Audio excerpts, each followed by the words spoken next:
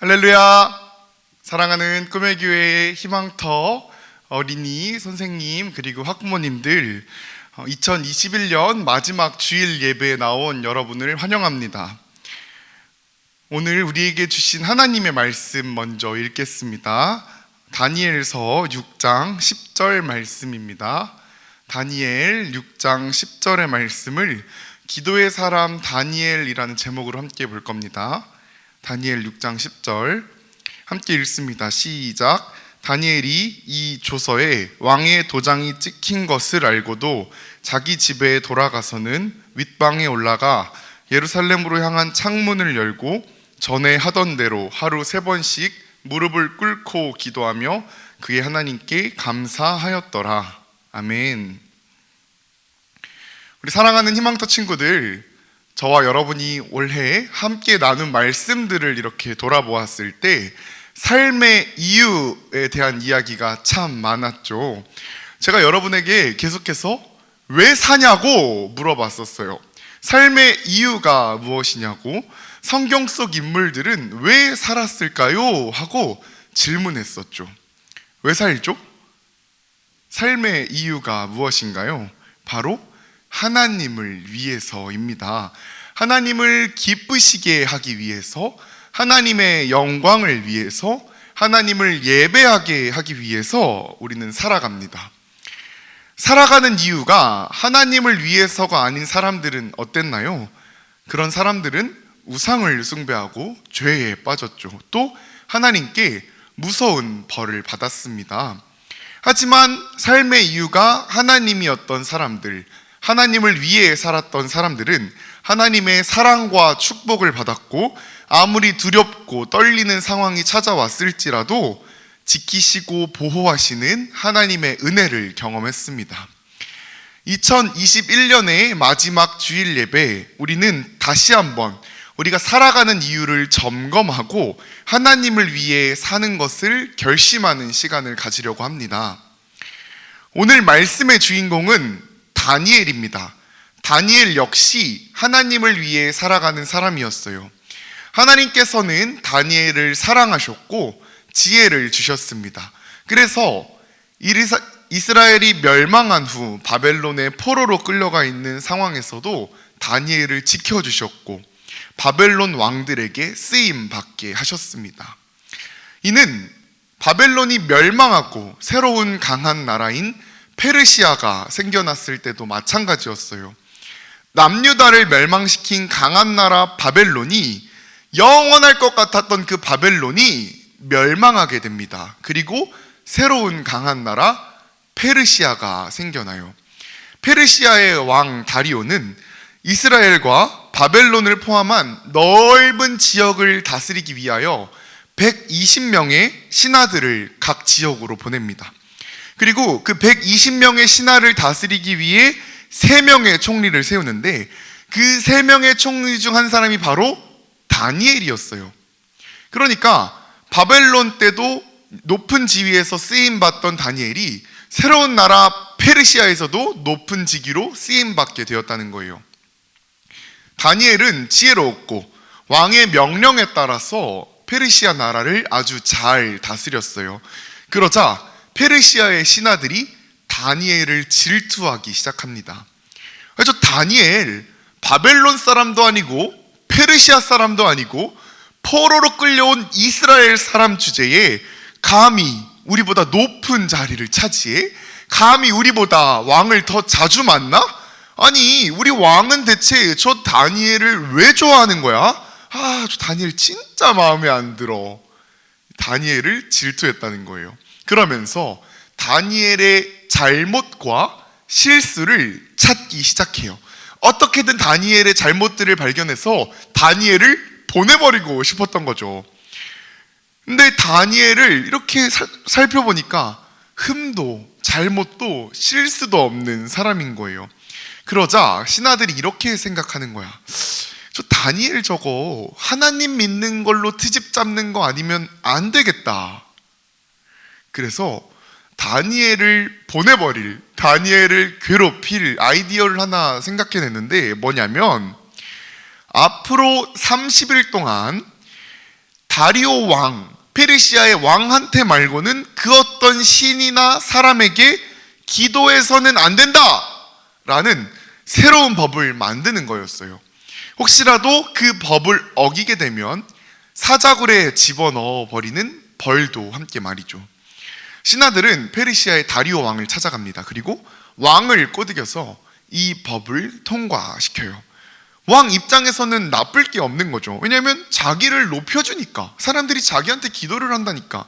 그래서 왕의 도장을 쾅 찍어서 이 법을 페르시아 온 지역으로 보내버립니다. 근데 문제가 있었어. 다니엘을 질투한 신하들이 다니엘을 괴롭히기 위해 벌인 일이라고 했잖아요. 이 다니엘이 이 법에 딱 걸리는 거야. 뭐냐면 다니엘에게는 습관이 있었는데 바로 기도하는 습관이었어요. 따라해 볼까요? 기도하는 습관. 기도하는 습관. 다니엘은 하루에 3번 하나님께 기도를 했습니다. 집에서 한 방을 기도하는 공간으로 정해놓고 창문을 열고 무릎을 꿇은 채 하루에 3번 하나님께 뭐를 했다고요? 기도를 했다고요. 다니엘이 왜 기도를 했을까요? 하나님 믿는 사람이니까. 내가 살아가는 이유가 하나님을 위해서이니까 기도를 해야 하는 거예요. 기도는 하나님과의 대화잖아요. 하나님께 기도하고 하나님의 말씀을 들으며 내가 어떻게 하면 하나님을 위해 살 수 있을까? 어떻게 하면 하나님의 사랑을 이웃들에게 전할 수 있을까? 어떻게 하면 하나님을 향한 내 믿음을 잘 지킬 수 있을까? 하나님께 기도하며 깨달았다는 거예요. 그러니까 기도를 한 거죠. 이걸 다른 신하들이 안 거예요. 어떻게 했을까요? 바로 그냥 왕에게 달려가서 고발을 하는 거야.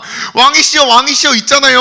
얼마 전에 왕께서 법을 하나 만드신 거 기억나세요? 30일 동안 왕 말고 다른 신이나 사람에게 기도하면 사자굴에 넣어버리겠다고 한 거 기억나시죠? 왕이 대답해요. 당연하지. 이거 완전 확실해서 아무도 못 고치는 법인데? 그래요. 그러자 이제 신하들이 하고 싶었던 이야기를 꺼내는 거예요. 뭐예요?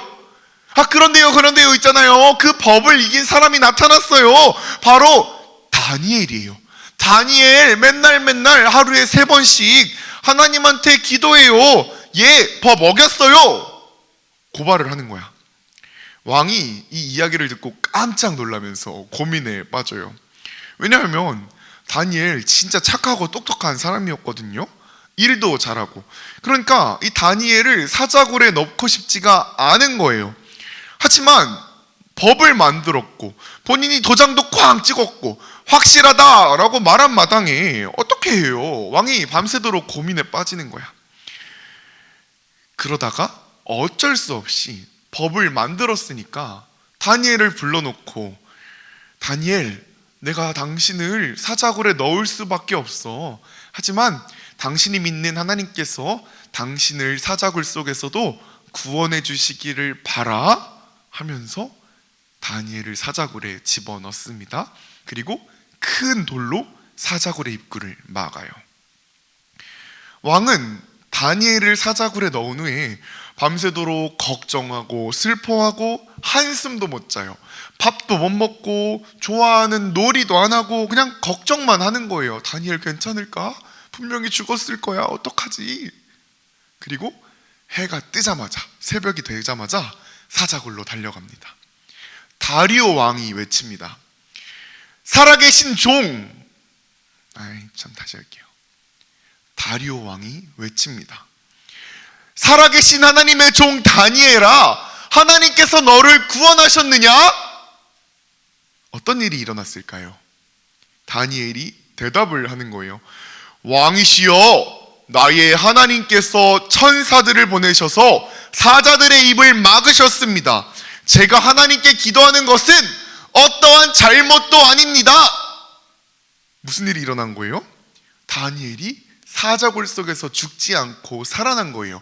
하나님께서 천사들을 보내서 사자의 입을 막으시고 다니엘을 구원하신 겁니다. 왕이 기뻐가시고 다니엘을 사자굴에서 꺼내는데 다니엘의 몸을 보니까 상처나고 다친 곳이 하나도 없는 거예요. 다니엘의 말처럼 하나님이 천사들을 보내셔서 사자들의 입을 막으시고 다니엘을 구원한 거예요. 여기서 끝이 아니에요. 왕은 다니엘을 질투해서 죽이려고 했던 신하들 있잖아요. 그 신하들을 다 잡아다가 사자 굴 속에 던져버려요. 밤새도록 입이 막혀서 배고팠던 사자들은 이 신하들이 굴 바닥에 닿기도 전에 달려들어서 신하들의 뼈까지 부숴버립니다. 네. 그리고 나서 왕은 120명의 신하들이 다스리는 페르시아 온 지역에 새로운 명령을 보내요. 제가 세번역 성경으로 읽어줄게요. 내 나라에서 나의 통치를 받는 모든 백성은 반드시 다니엘이 섬기는 하나님을 공경하고 두려워하여야 한다. 살아계신 하나님이 영원히 다스린다. 그 나라는 멸망하지 않으며 그의 권세에 무궁하다. 그는 구원하기도 하시고 건져내기도 하시며 하늘과 땅에서 표적과 기적을 행하시는 분 다니엘을 사자의 입에서 구하여 주셨다. 아멘. 사랑하는 희망터 친구들, 삶의 이유 되시는 하나님을 생각하기를 바라요. 그리고 다니엘과 같은 기도의 사람 되기를 바라요. 우리는 연약해서 언제든지 죄에 빠질 수 있어요. 또 하나님을 향한 우리의 믿음을 방해하는 유혹과 공격들이 우리를 찾아올 수 있어요. 따라서 우리는 하나님께 기도해야 합니다. 하나님, 제가 삶의 이유 되신 하나님을 생각하게 해주세요. 어떠한 상황에서도 하나님 향한 믿음 지키게 해주세요. 하나님을 사랑하고 이웃을 사랑하게 해주세요. 기도해야 합니다. 다니엘은 삶의 이유 되신 하나님께 기도하는 게 당연했어요. 사자굴 법이 있던지 없던지 간에 그냥 당연하게 기도한 거예요. 사자굴에 던져졌을 때도 다니엘은 기도했을 거예요. 그리고 하나님께서는 기도의 사람 다니엘을 구원하셨습니다. 2021년을 마무리하고 2021년을 마무리하고 2022년을 맞이하는 지금 삶의 이유 되신 하나님 앞에서 기도의 사람 되기를 다짐하는 저와 여러분 되기를 소망합니다.